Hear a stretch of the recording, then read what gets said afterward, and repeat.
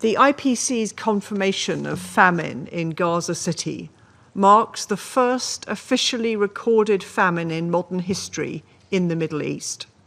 It is entirely man-made and, as my Foreign Secretary has said, it is a moral outrage. 3-month-old starved to death.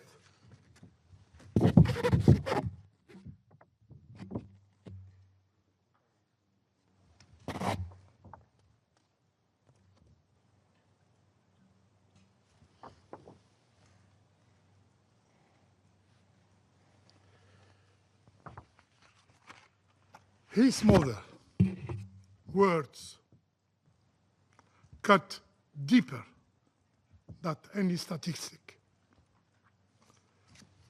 I quote, "He survived his last 4 days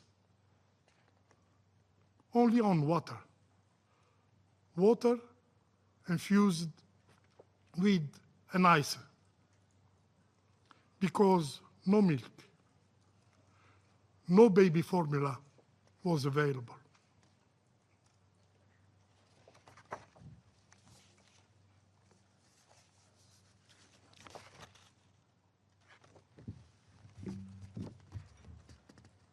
Yazan Abu Ful, 2-year-old. He is still alive. He stands shirtless in the hand of his father. Do you have children? Do you have grandchildren? Imagine being Yazan's parents, empty of despair,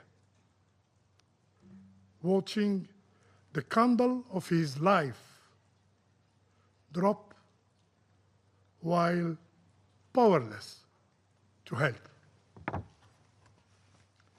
Yazan Abu Fil,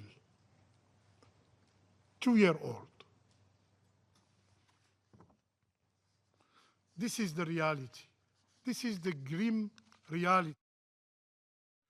5 more journalists were killed, were assassinated. Among them was Mariam Abu Dagga,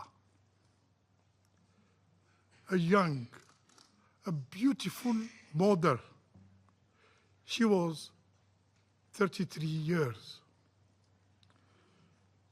Her armor was her press vest. Her weapon, a camera.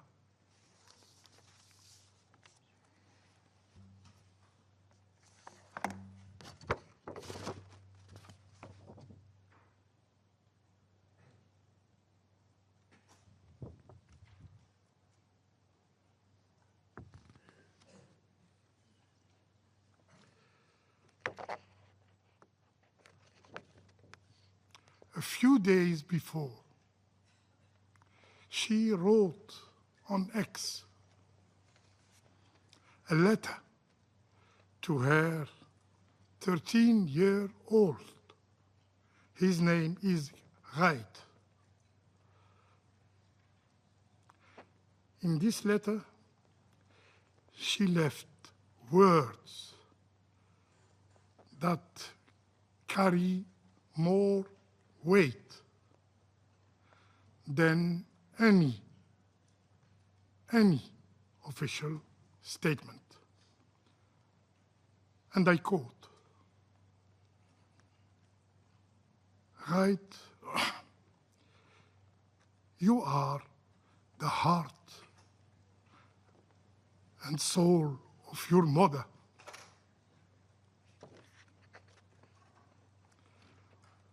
When I die,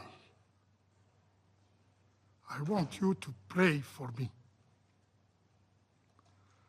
not to cry for me. I want you never, never to forget me. I did everything to keep you happy and safe. And when you grow, when you marry,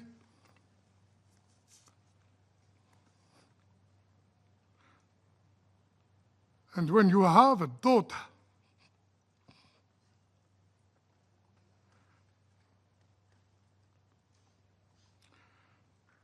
name her Mariam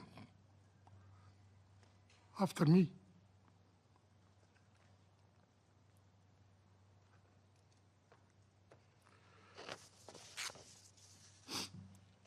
Ante las Naciones Unidas a participar en esta sesión de...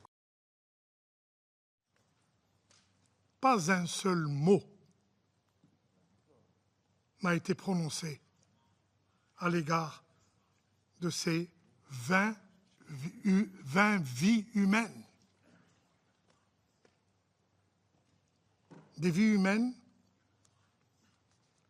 qui avaient des familles, qui avaient des enfants. Pas un seul mot de regret, en tout cas devant ce Conseil. Je ne voudrais pas prolonger cette réunion qui a été pénible pour nous tous, parce que nous avons tous ressenti, au-delà des positions de chacun de nos pays, un profond sentiment d'incapacité à réagir, d'incapacité à remplir notre mandat. Et cela nous révolte tous. Et cela nous attriste tous. I would advise you, before you make a show, check the facts. And I spoke about the facts. The horrible pictures you showed earlier, we looked at those names and numbers, and I don't want to go into details, but I would meet with you and share with you the information about the diseases of those children you showed, and what is the real problem they had. It has nothing to do with malnutrition. But you came here to attack a survivor, to make a show, to compete with Mr. Mansour. So I will not get into your politics, but I will just tell you, check your facts. Les faits sont absolument documentés. Et sont documentés dans le rapport du secrétaire général et sont documentés dans le rapport de 50 pages de l'IPC. The IPC's confirmation of famine in Gaza City marks the first officially recorded famine in modern history in the Middle East. It is entirely man-made and, as my Foreign Secretary has said, it is a moral outrage. Over 100 children in Gaza have died of malnutrition, while food is sitting at Gaza's borders. I have two clear messages for Israel.